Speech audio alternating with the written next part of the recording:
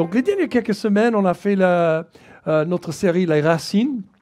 On a couvert le premier, c'était aimer Dieu. Et le deuxième, c'était s'aimer les uns les autres. Et le troisième, c'est aimer le monde. Ce sont les trois valeurs de notre Église. On veut toujours honorer le Seigneur, aimer le Seigneur et créer cette relation avec Dieu verticale et garder ça, protéger ça et mettre ça dans le rythme de nos vies tous les jours. Amen. Et deuxièmement, on veut aimer le frère et les sœurs en Christ, les personnes qui font partie de la famille de Dieu, s'aimer les uns les autres. On creuse, on travaille sur nos relations, on essaie de pardonner, on essaie quand même. Hein? Si tu essaies, le pardon va arriver. Il y a certaines choses, tu dis, oh, c'est difficile de pardonner ça, hein, parce que je lui ai déjà dit 10 000 fois. Comment je peux le pardonner encore? Pierre a posé les mêmes questions. Combien de fois est-ce qu'on est obligé de pardonner les gens? Hein? Vous comprenez ça maintenant? Pourquoi il a posé des questions? Parce que si vous avez des personnes dans la famille, si vous avez des familles, vous comprenez tout de suite. Si vous avez des enfants, vous comprenez très, très, très, très rapide. Je peux dire ça parce que mes enfants ne sont pas là ce matin. Donc qu'est-ce que je suis en train de dire? Je suis en train de dire que s'aimer les uns les autres, c'est une valeur ici. Il faut trouver un moyen pour s'honorer les uns les autres. Trouver un moyen pour pardonner et bouger, avancer, dépasser les choses, les blessures, tu vois, les abus ou les négligences du passé et trouver un meilleur moyen d'avancer. Parfois, il faut mettre des bonnes limites. Parfois, il faut avancer les choses. Mais en même temps, Dieu ne veut pas qu'on reste coincé dans un nœud avec toute cette amertume et tout ce non-pardon qui nous tue. C'est comme une maladie. Donc, s'aimer les uns les autres. Et Fiona a fait un super bon boulot. Si vous voulez regarder, écouter ces deux messages, ils sont sur notre chaîne YouTube déjà. Donc, troisième message, c'est aujourd'hui et la finale pour cette série. La prochaine série, on va commencer après Pentecôte. Donc, le dimanche prochain, on a Aaron, comment il s'appelle? Austin, qui va prêcher ici, un Américain. Donc, on va avoir un traducteur, mais il va prêcher un message sur dimanche Pentecôte. Et à partir de la semaine après ça, on commence une nouvelle série qui s'appelle Les Habitudes.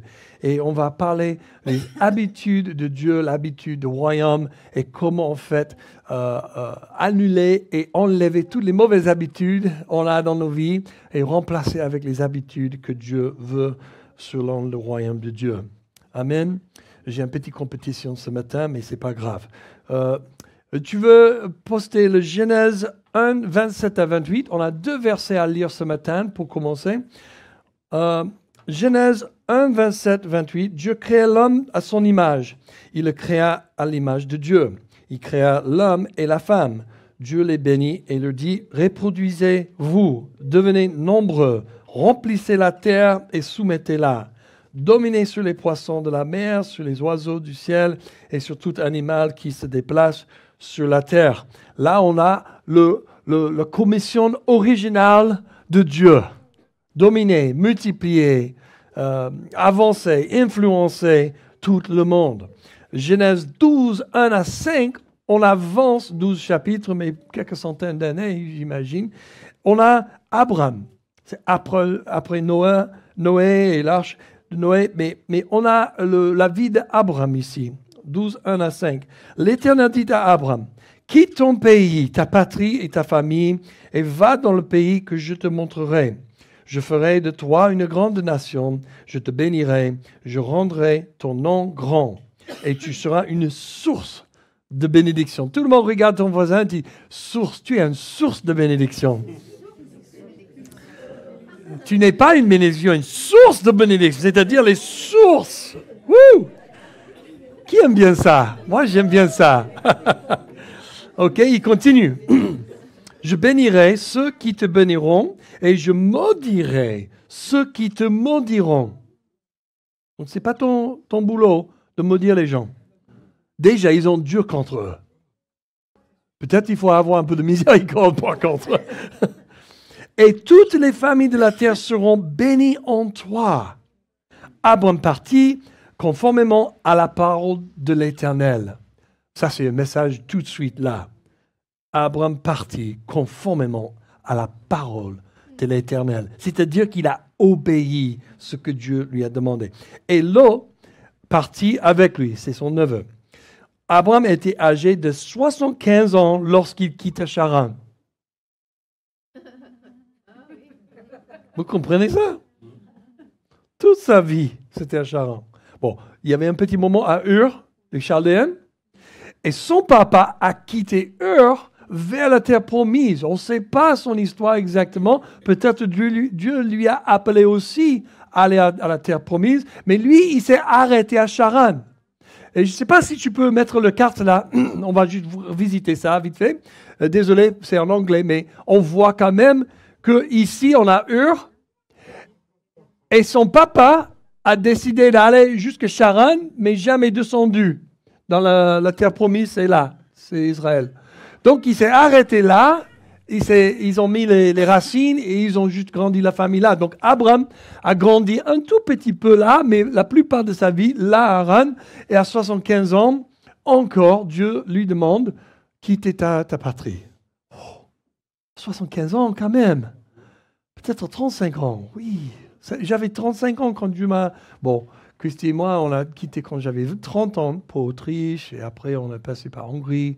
Après on est retourné aux États-Unis pendant 1 an pour, à 35 ans, d'arriver en France et apprendre la langue pour redémarrer notre vie encore. T'imagines? Chaque fois, tu changes pays, tu changes langue, tu changes monnaie, tu changes commerce, tu changes... Tout le système est différent. Tu redémarres à point zéro, comme un bébé. Et tu rentres dans les cours de français et ils te traitent comme un bébé. T'imagines, j'avais 35 ans quand j'étais dans l'école de français. S'aimer les uns les autres. S'aimer les uns les... Pardon. C'était compliqué pour moi, hein? J'ai dit, bon, je ne me souviens pas grand-chose de cette année, c'était vite fait. Hein? Elle m'a dit, je crois que tu l'as bloqué. Parce que c'était l'enfer. Et j'ai dit, ah bon? Bon, ça c'est une histoire pour une autre fois. L'école de langue à Albertville. Bon, béni Albertville et tous les profs là-bas. Et Lot partit avec lui. Abraham était âgé de 75 ans lorsqu'il quittait Charan. Il prit sa femme, Sarai, et Lot, le fils de son frère. Il prit aussi tous les biens et les serviteurs dont ils étaient devenus propriétaires à Charan. Et ils partirent pour se rendre dans le pays de Canaan où ils arrivèrent. Donc, on voit, ce n'est pas un message sur l'esclavage, les servitudes achetées, etc. Ce n'est pas un message sur ça. Ça, c'est un autre jour, une autre chose. Mais c'est le fait qu'à 75 ans, il a quitté son patrie pour aller vivre d'ailleurs et accomplir les promesses de Dieu. Je connais un monsieur qui a fait son retraite ici. C'était un professeur ici à Marseille, un prof de, je crois, de géologie. Il a fait sa retraite et Dieu lui a appelé à 72 ans, je crois qu'il avait, de quitter la France pour l'Algérie. Il a acheté un grand terrain de désert et tout le monde lui a appelé le fou. Et il a acheté ça et il commençait à trouver les moyens parce que c'était un géologiste qui a travaillé beaucoup avec de l'eau et des autres sources. Il a trouvé un moyen pour tourner le désert dans un oasis.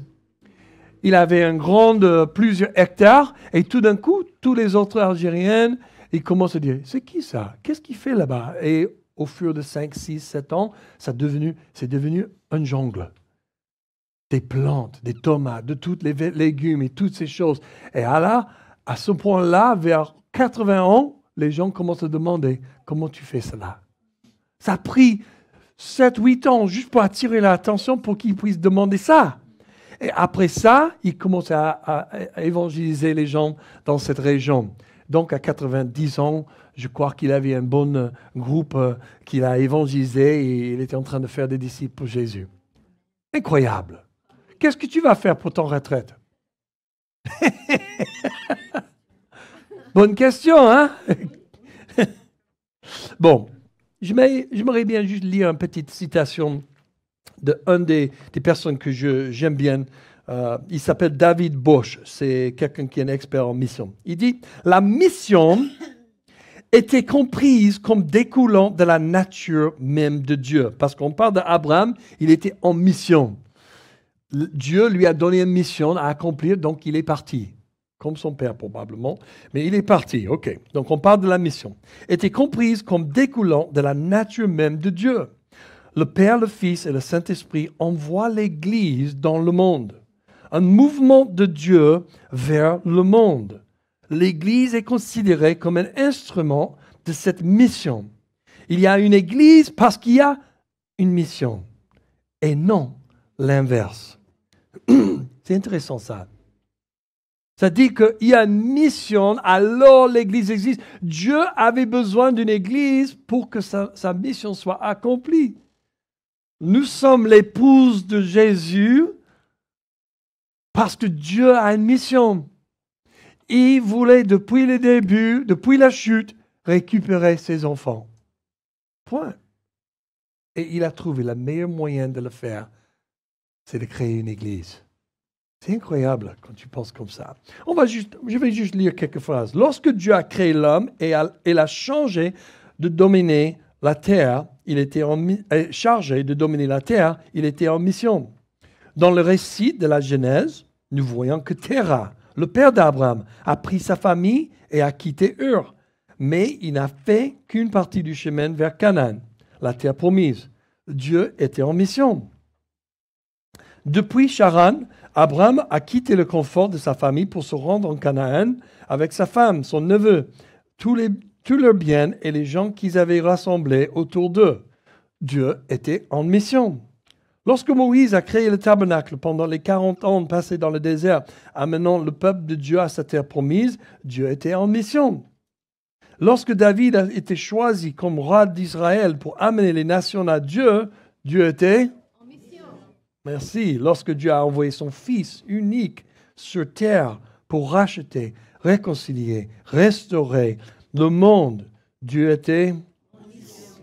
Et lorsque Jésus a envoyé ses disciples pour faire des disciples de toutes les nations, Dieu était en tant que descendants de 2000 ans de disciples de Jésus, vous et moi sommes les héritiers d'Abraham, de Moïse, de David, de Jésus, les premiers disciples. Et Dieu nous a appelés à partir en mission avec lui. La mission est déclarée. La mission est là. La question est, est-ce qu'on est en mission avec lui ou pas? J'aimerais bien juste dire quelque chose. Ce que l'amour du monde ou la mission, on dit aimer le monde, ça c'est la valeur. Aimer le monde, c'est-à-dire le monde, les gens qui ne connaissent pas Jésus. On a notre relation verticale avec Jésus, aimer Dieu. On a s'aimer les uns les autres, c'est plutôt horizontal, mais c'est dans la famille. Et on a aimé le monde qui est horizontal à l'extérieur de la famille. J'aimerais bien juste souligner quelque chose que la mission en Dieu n'est pas. Ce n'est pas des agendas politiques qu'on veut pousser. Ce n'est pas ça la mission de Dieu, de pousser un agenda. Ah, tu sais qu'il faut voter, il faut voter, il faut voter. Bien sûr, il faut voter. Mais pas confondre la mission de Dieu avec voter. Si on a appris quelque chose depuis 5000 ans de civilisation, etc., c'est que les choses se recyclent. Ça revient. Les choses ne sont jamais nouvelles. C'est juste une nouvelle version. On apprend ça depuis les années 70 et dans les années 90, on voit les mêmes jeans, des bell bottoms qui reviennent. Je ne sais pas comment. Mais ils sont refaits juste un peu différents. Donc on voit dans la mode qu'il y a des choses qui retombent. Si tu as des pantalons, si tu as des robes que tu ne veux pas plus parce que tu dis « Ah, c'est hors la mode », juste garde-les dans le placard pendant 20 ans et les ressortir 20 ans plus tard et voilà, tu es à la mode. Amen. Une mission qui devient une affaire commerciale peut finir par cesser d'être une mission. C'est-à-dire que des agendas, des pousses politiques sont vraiment juste dans l'air pour une saison, ils vont revenir plus tard. Mais la mission de Dieu est éternelle. Dominer le monde de la manière dont le monde pense domination. C'est-à-dire que ça, ce n'est pas la mission de Dieu. De dominer le monde, de prendre le contrôle, de mentir, de tricher, de marcher en dessous des autres personnes pour dominer. Ce n'est pas comme ça que Dieu a prévu qu'on fait la domination dans le monde. Quand il fait domination, c'est plutôt influencer. Aimer ces gens tellement que l'influence de Dieu, la vérité de Dieu commence à couler. Il veut voir ce qu'on voit. Il veut vivre ce qu'on vit. Aussi, la mission n'est pas de mener notre propre mission en demandant à Dieu de la bénir. Souvent, les chrétiens disent, voilà ce que je vais faire. J'ai demandé que Dieu me bénisse. Ah bon? Est-ce que tu as demandé si Dieu veut que tu le fasses? Commence par là. Parce que Dieu va toujours bénir ce qu'il te demande de faire. La mission, quand on rejoint Dieu dans sa mission, il le bénit. On n'est pas obligé de demander sa bénédiction. Comme Richard l'a dit, il faut juste dire merci Seigneur que tu me bénis. Parce que j'obéis à ce que tu m'as demandé à faire. Quand Abraham a obéi à Dieu, la bénédiction lui poursuit. Et on voit qu'il est devenu très, très riche. Pas juste riche, mais la Bible dit très riche. Qui voudrait être très riche? C'est pas aussi mener une campagne de justice sociale, qui n'est pas une mauvaise chose. Mais confondre la mission de Dieu de sauver le monde avec une forte justice sociale, ça peut confondre l'évangile. Et en fait, les églises des années 60, 70, surtout aux États-Unis et dans le monde occidental, un peu partout, ils ont commencé à dire « Waouh, on a raté de prendre soin des veuves, des orphelins. On a complètement manqué certains coins de la vie. » Donc, ils commencent à prendre soin des drogués dans la rue. Ils commencent à prendre soin des pauvres. Ils commencent à prendre soin des veuves. Mais après, ils n'ont pas amené l'évangile avec eux. Ils commencent à juste prendre soin des gens. Mais jamais. Et ils ont perdu l'évangile. Moi, j'ai grandi dans une église qui a perdu l'évangile. Et il y a des autres ici qui ont grandi en allant à une église qui a complètement oublié. C'est quoi la bonne nouvelle de Jésus-Christ? Qu'on puisse être né de nouveau. Qu'on puisse recommencer la vie de point zéro. Tout pardonner. Et rentrer dans une autre vie. Ça, c'est la bonne nouvelle de Jésus-Christ. Donc, c'est quelque chose. Si tu vas amener des couvertures, si tu vas payer pour un logement, si tu vas prendre soin des pauvres, les veuves, les orphelins, etc., si tu vas faire un grand parcours pour la justice sociale, il ne faut pas oublier l'évangile. C'est le but. Ma femme a chanté cette jolie chanson que le Seigneur lui a donnée. Il ne faut pas oublier, le but, c'est de libérer les captifs. Libérer les esclaves. Rendre la vue. Oh, je vois enfin. Tu vois, c'est vraiment important de dire que oui, on veut se concentrer sur aimer le Seigneur et prier et lire la Bible. Et, je suis en train de grandir. Mais il y a un mouvement dans le monde aussi qui nous pousse à être trop centrique sur soi. On travaille sur l'estime de soi. On travaille pour moi. Moi, je travaille sur moi dans ce moment. Arrête de travailler sur toi. Louez le Seigneur. Glorifiez Dieu. Il va faire le travail beaucoup mieux que toi. Il sait mieux ce que tu as besoin. Amen. Oh, je vais lire ce livre sur travailler sur X, Y, Z. Je vais lire. Calme. Il y a des moments et des saisons où Dieu est en train de travailler quelque chose. Là, tu le rejoins dans sa mission de travailler. Là, tu lis le livre. Mais juste pour se concentrer sur toi-même, c'est pas bien. Tout le focus sur lui. Toute l'attention sur Jésus. Et quand on fait ça, c'est beaucoup plus facile de s'aimer les uns les autres. Parce que là, on est connecté à la source d'amour. On est connecté à la source de la vie et la joie. Et là, quand je rentre dans mes relations horizontales, c'est beaucoup plus facile de vous aimer. Les gens qui ont beaucoup de problèmes avec leur relation, souvent, ça commence avec leur relation avec Dieu. Oh ben, on va toujours se prétendre, hein? Oui, oui, oui, ça va, oui. Je te déteste. Mais j'aime Dieu. En 1er Jean, on voit qu'il attaque ça. Comment tu peux dire que tu aimes Dieu, mais tu détestes ton frère? Pas possible. Pas possible. Si tu n'aimes pas ton frère et tes sœurs, tu n'aimes pas Dieu. Point. C'est un gros problème là. Pourquoi Dieu veut révéler des choses comme ça? C'est tellement clair. Pour qu'on ne rentre pas dans la déception. Merci Seigneur, c'est la miséricorde de Dieu qui éclaire. Il éclaire des choses comme ça.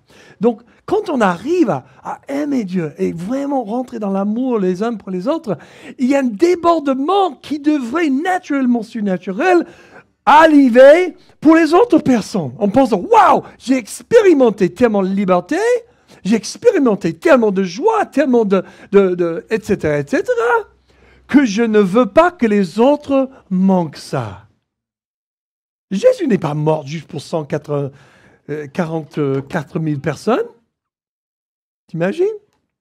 Certains groupes bizarres, sectes, croient qu'il y a juste 144 000 personnes qui vont au ciel. Bon, arrête d'évangéliser alors. Vous allez rater votre place si tu continues à évangéliser avec cette mentalité. Fais attention là. En fait, chut. Il ne faut pas dire ça à quelqu'un. Il faut garder les places pour toi et ta famille. Hein? Toujours un illogique dans tout cette n'importe quoi. Mais amener l'évangile vers l'extérieur des gens qui ne connaissent pas Jésus, c'est un honneur. C'est une grande joie. OK? Donc, il ne faut pas confondre ce qui n'est pas la mission de Dieu. Mais qu'est-ce qu'être en mission? Moi, j'aimerais bien juste lire un texte en 2 Corinthiens, et Richard l'a cité un petit peu à tout à l'heure. Il dit, si quelqu'un est en Christ, il est une nouvelle créature. Les choses anciennes sont passées.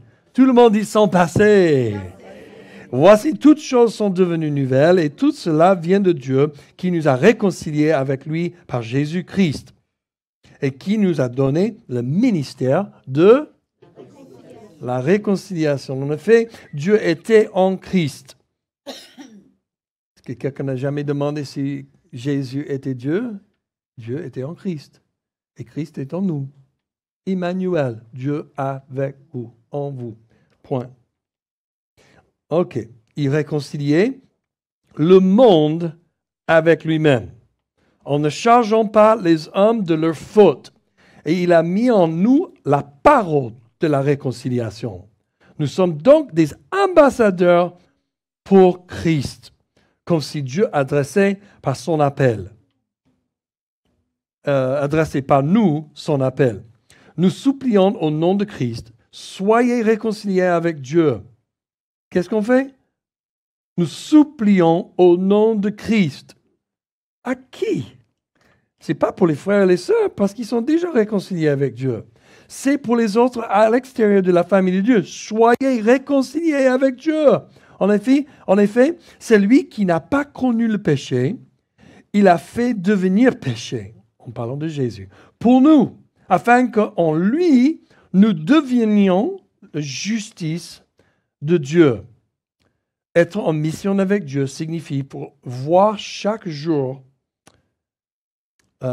sur mon chemin, des personnes créées par Dieu et à l'image de Dieu, mais aveuglées et trompées par l'ennemi du diable. Être en mission avec Dieu commence lorsque nous décidions de le rejoindre. On a cette opportunité. On est là. Être en mission avec Dieu, c'est de vraiment voir nous-mêmes comme Dieu nous voit, comme des ambassadeurs.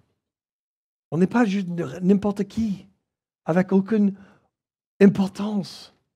Nous sommes tous choisis par Dieu d'être ses ambassadeurs, ses représentatifs envers le monde. Être en mission avec Dieu signifie voir les gens sur mon chemin créé par Dieu, comme Jésus a vu en Luc 19, quand il approchait de la ville et qu'il la vit.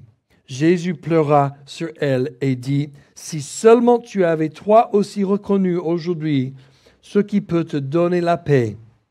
Mais maintenant, cela est caché à tes yeux. » Jésus pleurait.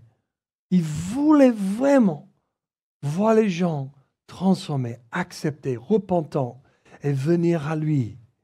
Mais tu sais ce qui est intéressant dans ce passage-là, c'est qu'il est tellement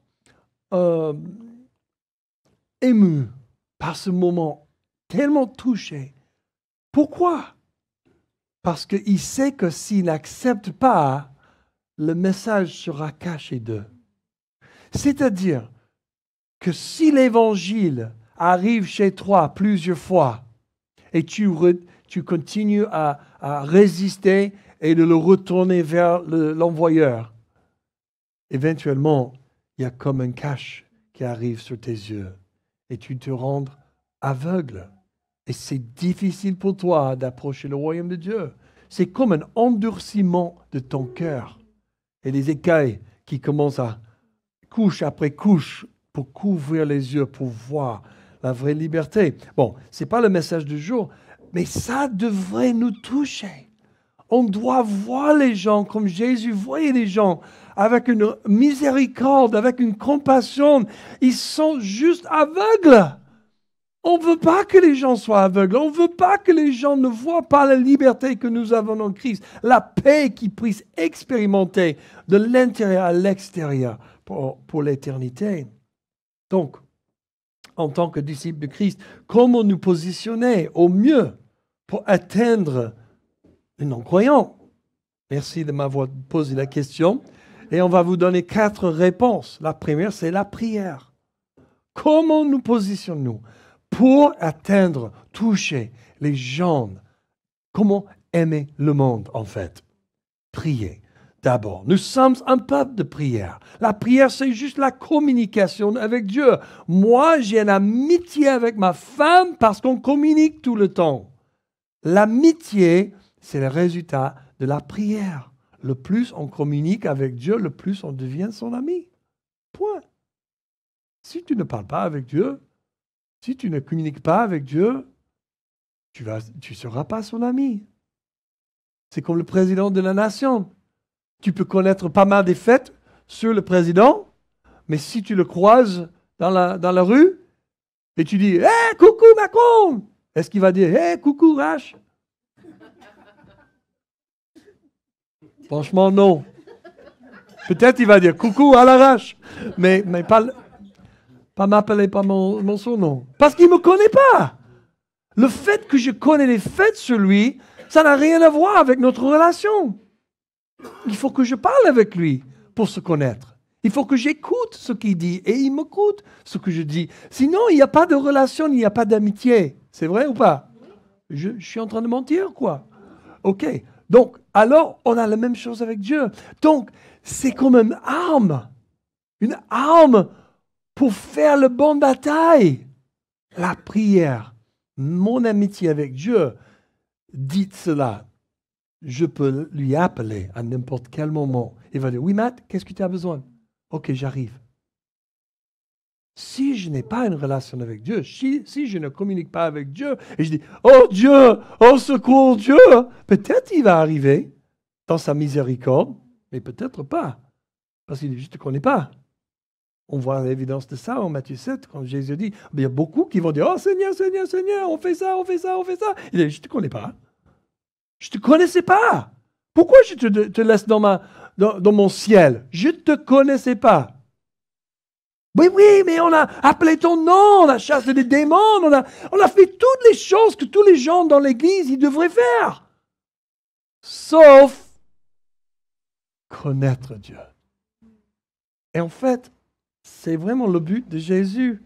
Sa vie, sa mort et sa résurrection. C'est vraiment juste simplement de connaître Dieu. C'est pas de faire des choses pour Dieu. C'est pas pour mériter l'amour de Dieu. C'est pas pour montrer combien on est religieux. Oh là là. On n'a pas besoin. Jésus n'a pas besoin de ça. Il veut juste te connaître. Point. C'est incroyable. Dès qu'on se repentit de nos péchés, il met son esprit en nous pour qu'on puisse communiquer avec lui. Point.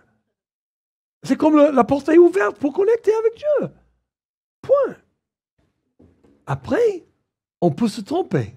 C'est très, très, très possible. Qu'on peut devenir religieux et pas être né de nouveau. Pas, en fait, avoir le Saint-Esprit en nous, mais commence à faire des actes des personnes chrétiennes. Pourquoi je dis ça? Parce que je l'ai fait. Je l'ai fait pendant 1 an. En pensant que, oui, je suis. Et après 1 an, j'ai dit, oh, oublie tout ça. En fait, après 3 mois, j'ai dit, oh, c'est pas la peine, c'est trop d'énergie dépensée pour essayer d'être religieux. Mais 1 an après, j'ai rencontré le vrai Dieu et j'ai dit, oh, rien à voir.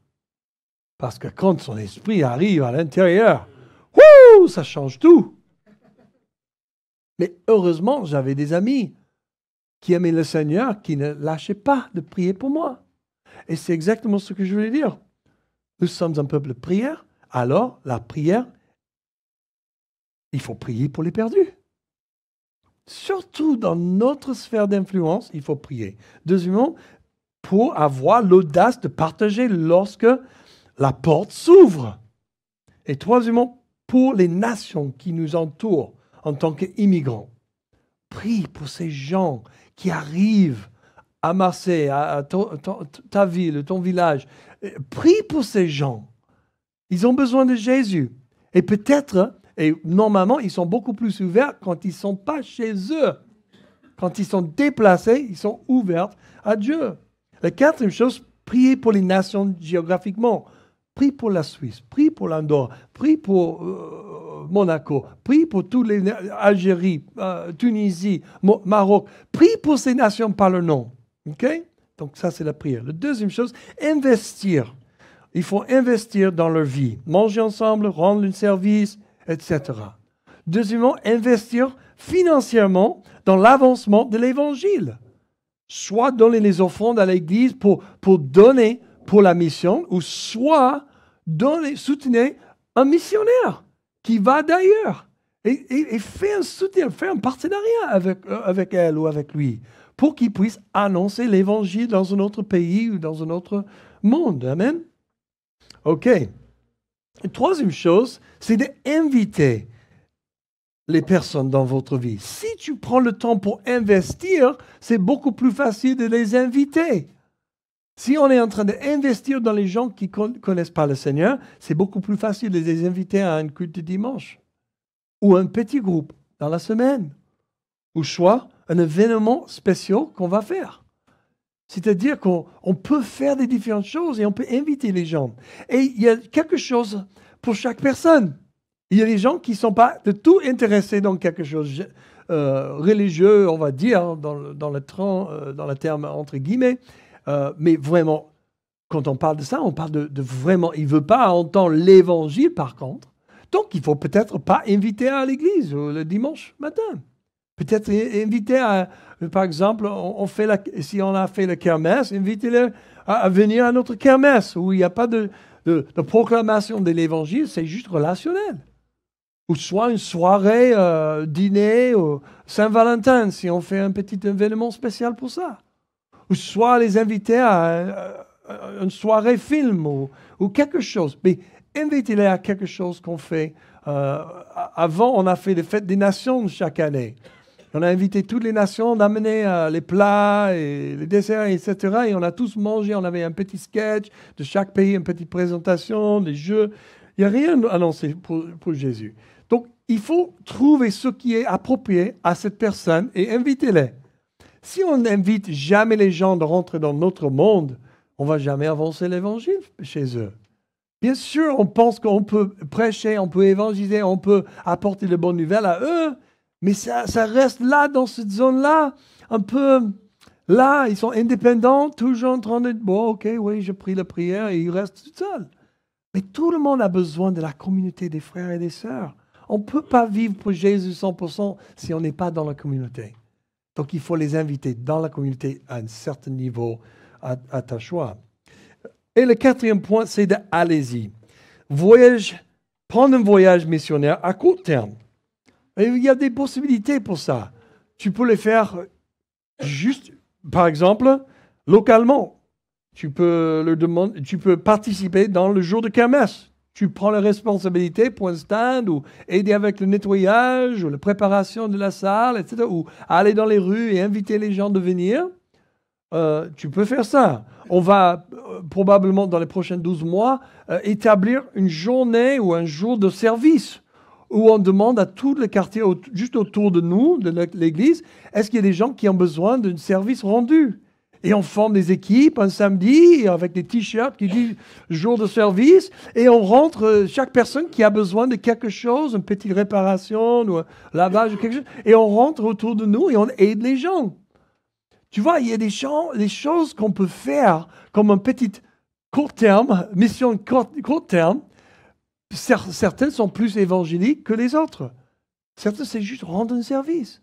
Ou ouvrir les portes de l'église. Ou il y a une autre chose, pendant la semaine, on a Raphaël et des autres Georges qui vont ils font des évangélisations. Ils rentrent dans les rues et des différentes zones pour parler de Jésus avec les gens.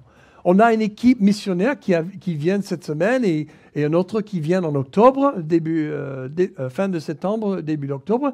On peut participer dans quelque chose ici où on habite, donc c'est plus facile.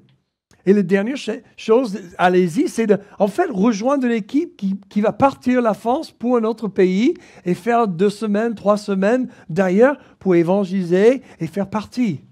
Qu'est-ce qu'on est en train de dire? Je suis en train de dire que aimer le monde, c'est de sortir la zone de confort. Nous sommes une église qui aime le monde. On va toujours inviter les gens, on va toujours investir, on va toujours aller vers les autres peuples et évangéliser et faire notre meilleur. Amen. En conclusion, notre forme d'adoration la plus excellente est d'imiter ce que nous voyons le Père faire. Il a toujours été en mission. Nous devons nous rejoindre à lui. Il a toujours aimé les plus démunis. Nous devrions faire le même. Il a toujours été aimant, mais audacieux. Nous devons l'être aussi. Karl Barth a noté, nous entrons dans notre nature essentielle lorsque l'Église remplit le but pour lequel elle existe. Il faut rentrer plein dedans. L'Église existe comme l'homme pour glorifier Dieu et jouir de lui pour toujours, et pour être le pilier et soutien de la vérité. Nous y parvenons le mieux en tant qu'instrument volontaire entre ses mains, et nous attelons à la tâche d'aimer le monde qui ne le connaît pas encore. C'est en prêchant la grande et glorieuse nouvelle de l'évangile de Jésus-Christ que nous y parvenons le mieux. Prier, investir, inviter et allez-y. Est-ce que vous pouvez lever? Je vais prier. Merci Seigneur pour ce message. Aimer le monde. Merci pour la valeur que nous avons parce que c'est une valeur biblique. De ne pas juste rester à la maison, rester dans la famille des croyants, mais de toujours toucher le monde autour de nous, Seigneur. Merci que tu es un Dieu en mission et tu nous as créés dans ton image, donc nous sommes un peuple en mission. Donc aide-nous, Seigneur, de répondre à ce message. Comme Ésaïe, il a dit, j'ai entendu le Seigneur dire, qui vais-je envoyer et qui va marcher pour nous, dit le Seigneur. Et Ésaïe a répondu, me voici, envoie-moi. Il a alors ordonné, va dire à ce peuple. Merci Seigneur pour acte 1, où les disciples ont été remplis du Saint-Esprit et tu leur as donné, vas-y en Judée, en Samarie et au bout de la terre, et proclamer, faire des disciples que Jésus est vivant. Donc Seigneur, nous sommes là. On répond. Aide-moi Seigneur de m'engager, de prier, d'investir, inviter et aller vers le monde qui a besoin de toi. Merci Seigneur que tu m'as oint pour le faire. Au nom de Jésus. Amen. Est-ce que vous êtes prêts à engager? Est-ce que vous pouvez engager de prier? On commence par la prière pour le monde. Il faut le faire. Tous les matins, je vous ai donné un défi il y a 2 dimanches de prier tous les matins, 9h38. Mettez les alarmes sur l'horloge, sur le portable. Et priez tous les matins, 9h38. On prie. Pourquoi? Parce que Matthieu 9:38 dit priez pour les ouvriers, pour la moisson. C'est Jésus qui nous donne ce commandement. Donc si Jésus est ton Seigneur, il faut obéir. Et ça nous rappelle de prier pour les ouvriers, pour la moisson. Et en même temps, on prie pour la moisson. On prie pour les gens qui ne connaissent pas encore le Seigneur. Donc est-ce que vous pouvez engager avec moi? Hein? Vous êtes prêts à faire ça? Donc prie ça avec moi. Seigneur, je m'engage de prier tous les matins à 9h38 pour les ouvriers de la moisson et pour le monde autour de moi qui ne te connaissent pas. Au nom de Jésus, amen. Est-ce que vous êtes prêts à engager un autre niveau? Une fois par mois, trouver un partenaire de prière et faire une marche de prière autour de notre église. Ce n'est pas juste directement dans ce quartier, mais dans le quartier. Trouvez un partenaire de prière et commencez à faire le tour une fois par mois en priant, en proclamant les promesses de Dieu, déclarant. Ces gens ont besoin d'entendre l'évangile. Les gens, ils sont en prison. Les gens sont aveugles. Ils sont en esclavage. Ils ont besoin d'être libérés et rencontrer le Dieu de la vie. Si vous êtes vraiment sérieux sur ça, je vais vous libérer avec une bénédiction. Je veux que vous trouviez un partenaire de prière tout de suite. Tout de suite. C'est quelque chose à mettre en action tout de suite. Si vous n'êtes pas sérieux, il n'y a pas de souci. Peut-être le mois prochain, vous êtes prêts à faire un engagement comme ça.